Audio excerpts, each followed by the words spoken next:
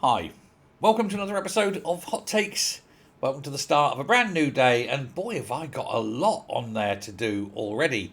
It's going to be a huge, packed day, so do please hit the subscribe button if you're yet to subscribe, and definitely like and comment on the videos, it really helps. Now, John Swinney, as we know, is an incompetent buffoon, an imbecile, a dinosaur, a man who has not had an original idea in maybe 50 years. And so, of course, when anything goes wrong, it's always the fault of Westminster. Now, the fact that his party are pushing for mass immigration, and when it comes, Glasgow City Council are saying, we've got too many immigrants. Whose fault is it? Well, of course, it's Westminster's. He's blaming the Home Office. The fact that his party have been calling for mass immigration for quite some time, have laid down policies that make it very attractive for illegal immigrants to go there, because once they've done their little stint in their hotels, they go straight to the top of the housing list. Now, whilst that's official party policy at a national level, it's causing a lot of problems within Glasgow City Council. Susan Aitken has even taken the remarkable step of disagreeing with their own party and actually saying that they need a lot of help because it isn't working. Amazing, isn't it? Someone in the SNP admitting that the SNP have got something spectacularly wrong. However, the Glasgow City Health and Social Care Partnership, to give a huge name for a department there, said that the city is 400% above the agreed level of immigration agreed with the UK's asylum dispersal plan. Yes, well, it doesn't matter where they disperse them to. These people are then free to move, and they want to move to Glasgow because, immigrants, especially illegal immigrants, like to make their ghettos, don't they? They want to live next to each other and make it a no-go zone. And then that's how they set that scene. And they say, oh, well, the police can't come in. White people can't come in. This is Muslim now. And that's how it works. We see the thing time and time again. All over the place. Birmingham's got its centres, London's got its bits, and so forth. Leicester especially. Bradford.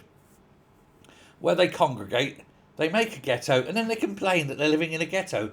Well, nobody makes a ghetto except the people in it. You make your own prisons, don't you? That's one of the things that you do. Now, Mr. Swinney was speaking in Glasgow at, funnily enough, an SNP campaign event on independence, and there's a surprise, when he sought to put the focus on, he was trying to talk about energy policy on the day. However, it was soon dragged round to immigration because, after all, this is Glasgow and immigration is a major problem there. Indigenous Scots are watching as the illegals are handed the houses that they were promised.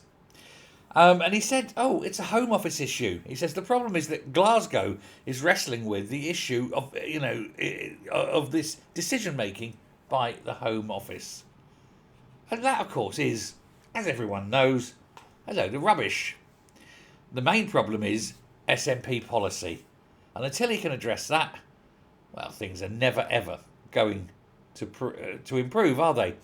Currently, and here's the thing, 44% of all people registered as homeless, presenting as homeless, to Glasgow City Council come from immigrants. Nearly half of all the people on the list are immigrants. Here's the thing.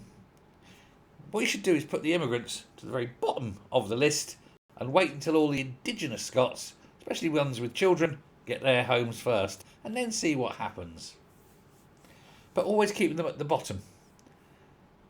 Because why should people who've lived here, contributed, built, people whose heritage, history, families are here, why should they be punished simply for not coming across a channel on a little rubber boat in order to parasitise off the taxpayer? I'd like answers on a postcard, but please don't send them to me. Send them to John Swinney. Thanks a lot.